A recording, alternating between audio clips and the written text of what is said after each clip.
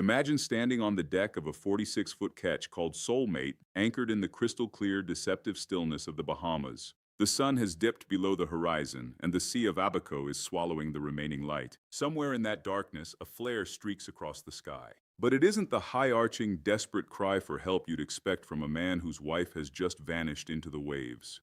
It's something else, something lateral, something that looks less like a rescue signal and more like a weapon fired in a moment of pure, unadulterated rage. Brian Hooker wants the world to believe a tragedy of errors. He wants us to picture him as a grieving, panicked husband, a U.S. Marine veteran who suddenly forgot every bit of his elite training the moment his wife, Lynette, supposedly bounced out of the back of a dinghy. He tells a story of howling winds and 2 to 3 foot seas that pushed him aimlessly for 9 hours, a desperate drift that eventually landed him in Marsh Harbor. But the sea doesn't lie, and the wind doesn't take bribes. When we look at the security footage from that night, the truth doesn't just whisper, it screams. If you look at the boats anchored that night off Elbow Key, you see something that destroys Brian's story before it even begins. Boats at anchor are like weather vanes. They tell you exactly where the wind is coming from because they swing on their chains to face it. The footage from that night shows the transoms, the back ends of the boats, facing directly toward Lubber's quarters. That means the wind was blowing hard from the northeast, pushing everything southwest. Now look at the map. Brian says he drifted northwest. He's asking us to believe that the laws of physics suspended themselves just for him. He's asking us to believe that while the wind was howling southwest, his heavy, low-profile dinghy decided to fight the elements and sail itself in the complete opposite direction toward Marsh Harbor. It is a physical impossibility. It is quite simply a lie designed to hide where he actually was during those missing hours. But the flares are the real smoking gun. Multiple witnesses, people with eyes on the water long before 9 p.m., saw flares being discharged from the Soulmate itself. Not from a drifting dinghy a mile away, not from the north end of Lubbers, where Brian eventually claimed he dropped anchor in a daze. From the sailboat. This changes everything. If Lynette was already gone, who was firing those flares? And if they were on the boat, it means they made it back from the Abaco Inn. It means the entire man overboard story during the transit is a fabrication. Think about the psychology of a flare. It is the universal language of I am here and I am in trouble. Yet the witnesses didn't see a flare that climbed into the heavens to illuminate the sea for miles. They saw something low, something that might have been fired horizontally. Imagine the tension on that boat. Imagine a confrontation so volatile that a distress signal is repurposed as a projectile. Or perhaps, imagine Lynette, trapped, reaching for the only thing that could signal the shore, only for the trajectory to be cut short. Brian says he didn't think to throw the anchor down when she fell. He says he didn't think to put on a life vest or jump in after her, despite being a trained Marine. He says he paddled with one oar against a wind that, as we now know, would have actually been pushing him exactly where he needed to go if he wanted to save her. He tells us he waited until he had drifted for an hour before he finally decided to fire a flare and drop anchor at the north tip of Lubbers. But even that part of the story falls apart under the slightest pressure. The north end of Lubber's quarters isn't a deep-sea abyss. It's a shallow, rocky reef. If Brian was actually there, as he claims, he wasn't in a life-or-death struggle with the deep.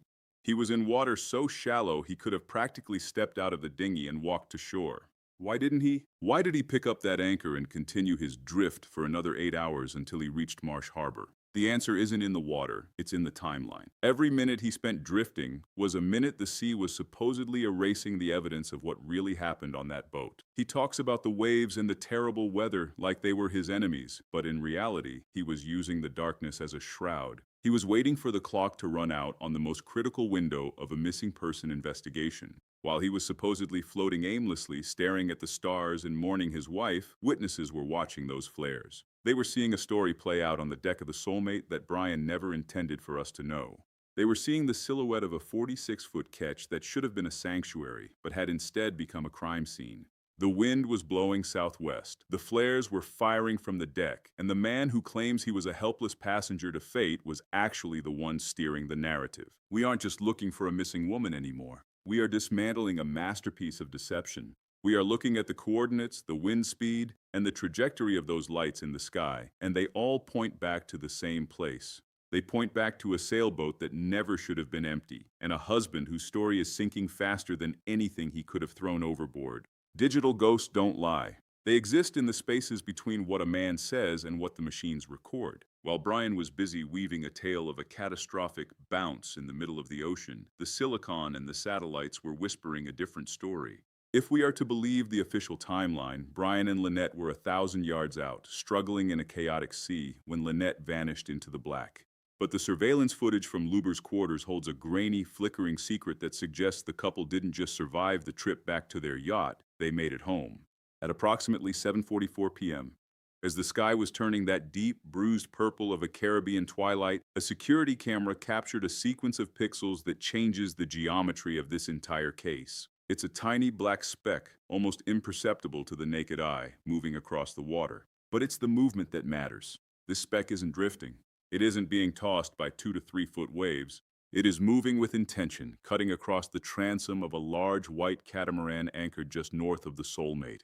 It moves from left to right, heading southward, directly toward the monohull ketch where the Hookers lived.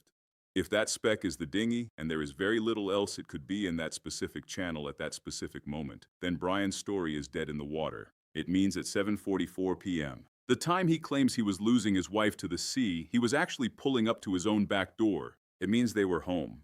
It means whatever happened to Lynette didn't happen in the chaos of a transit. It happened in the privacy of their own cabin. Think about the weight of that. If they made it back to the Soulmate, every word out of Brian's mouth for the last 2 years has been a calculated diversion. The high waves, the terrible weather, the lanyard she supposedly took with her as she fell. It's all window dressing for a stage that was actually a 46-foot sailboat. And then there is the matter of the watch. Lynette was a creature of habit, and one of those habits was her Apple Watch. On the day she disappeared, she was photographed at the Abaco Inn pool. It's a grainy selfie, but forensic eyes have been glued to her left wrist. There is a pale, rigid band visible there, the exact shade of her favorite powder pink Apple Watch strap. Some skeptics argue it's just a tan line, a ghost of a watch she'd already taken off. But the physics of light suggest otherwise. From that distance, a tan line blurs. It softens. What we see is a solid, defined object. The Apple Watch is more than a piece of jewelry. It's a black box. It tracks heart rate, movement, and most importantly, location handshakes. If that watch made it back to the Soulmate, it would have tried to reconnect to the yacht's Wi-Fi or Bluetooth. It would have signaled the moment it stepped back onto the deck. The watch currently in police custody is that same 2021 powder pink model. The question isn't just where the watch is now, but what it saw in those final hours. Did it record a sudden spike in Lynette's heart rate? Did it record a fall? Or did it record the moment it was unbuckled and placed on a counter while its owner was still alive? There's a second piece of digital evidence that Brian didn't count on, the solar baking tube. It sounds trivial, almost domestic, but a video from 2023 shows Lynette on the boat making pigs in a blanket. In the video, you can see her left hand clearly, and on it, a green Apple Watch band. This tells us she had a history of swapping these bands, of maintaining these devices as part of her daily life on the Soulmate. She didn't leave her tech behind. She lived with it. And if she lived with it, she died with it, or it was taken from her. Imagine the scene at 7:45 p.m. If that black speck on the camera was indeed them, they pull up to the Soulmate. The wind is blowing from the northeast, the boat is bobbing gently in the lee of the island, and they climb aboard. The world thinks they are in distress a mile away, but they are standing on solid fiberglass. The emergency hasn't happened yet, or maybe the emergency is just beginning. Brian claims he drifted for 9 hours, but he can't explain why his phone or his electronics didn't ping off the towers in a way that matches his wandering path. He's a Marine. He knows about signals. He knows about tracking, yet he claims he was a helpless observer to his own displacement. If the Coast Guard Investigative Services uses the tools at Quantico to clean up that 7:44 p.m. footage, they won't just see a black speck.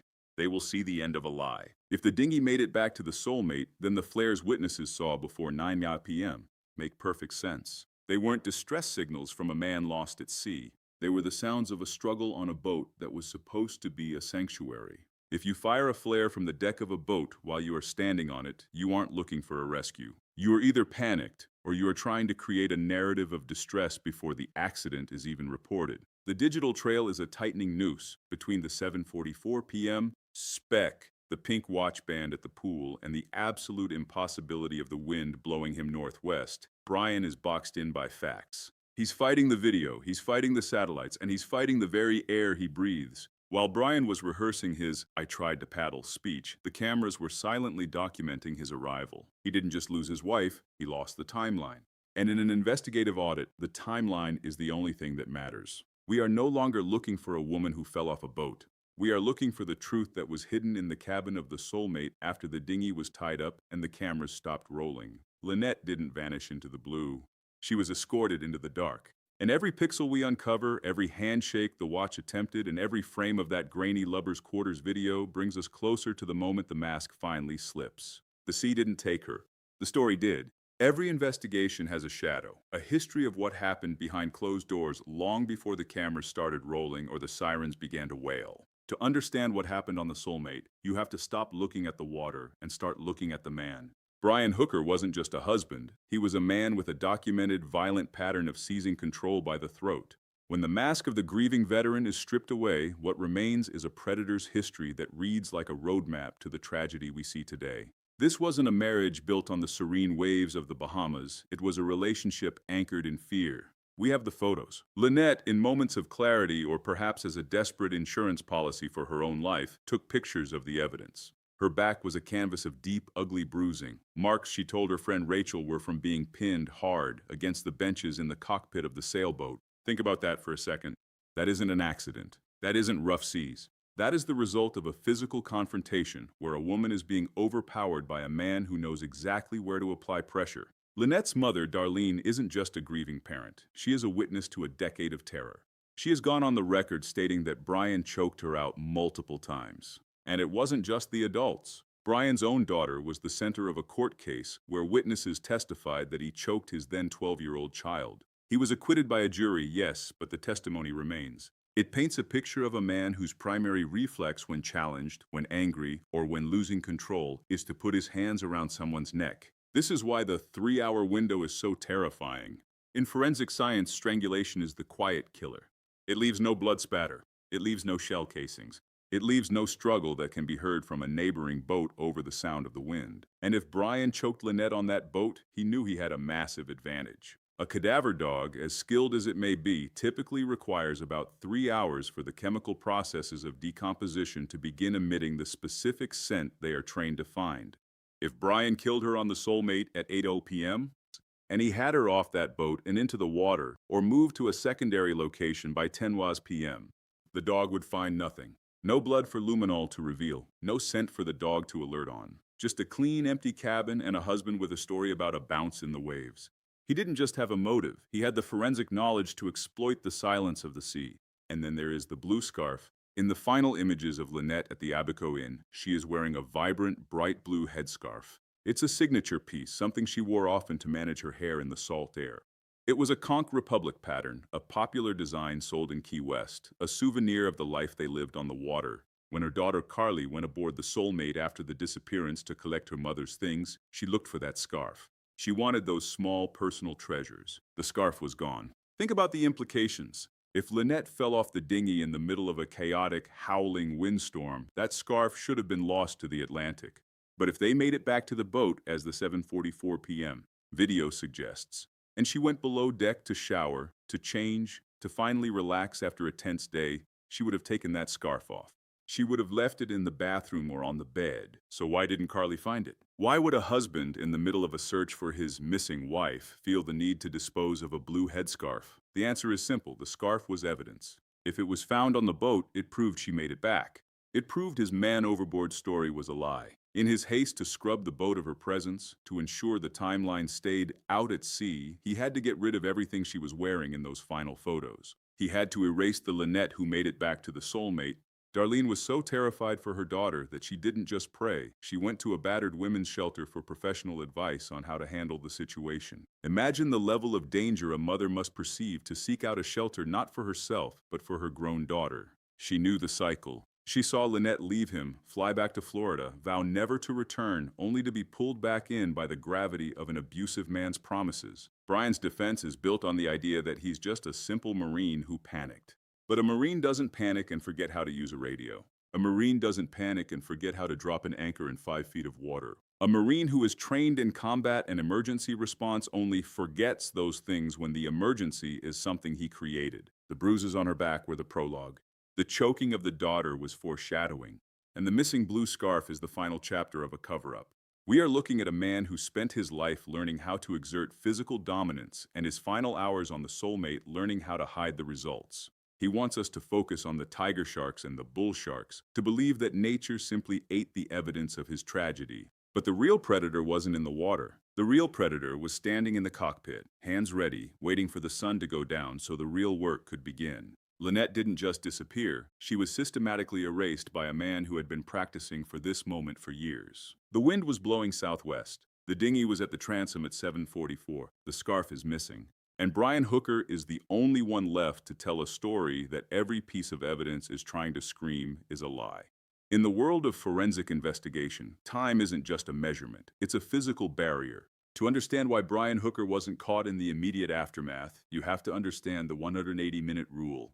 This is the cold, biological reality of death that Brian, a man trained in the mechanics of the human body, likely understood all too well. When a person is strangled, the evidence is internal and silent. There is no blood to soak into the deck of the Soulmate. There are no screams that carry across the water.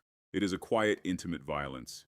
And critically, it is a violence that remains invisible to the most sophisticated tool in a search party's arsenal, the cadaver dog. A cadaver dog doesn't smell death immediately. They are trained to alert on the volatile organic compounds, the gases, produced by the human body as it begins to decompose. In a tropical climate like the Bahamas, that process is fast, but it isn't instant. It takes roughly 3 hours for the body's chemistry to shift enough for a dog to pick up a scent. If Brian arrived back at the Soulmate at 7:44 p.m., as the surveillance footage suggests, and a confrontation occurred shortly after, he had a massive tactical advantage.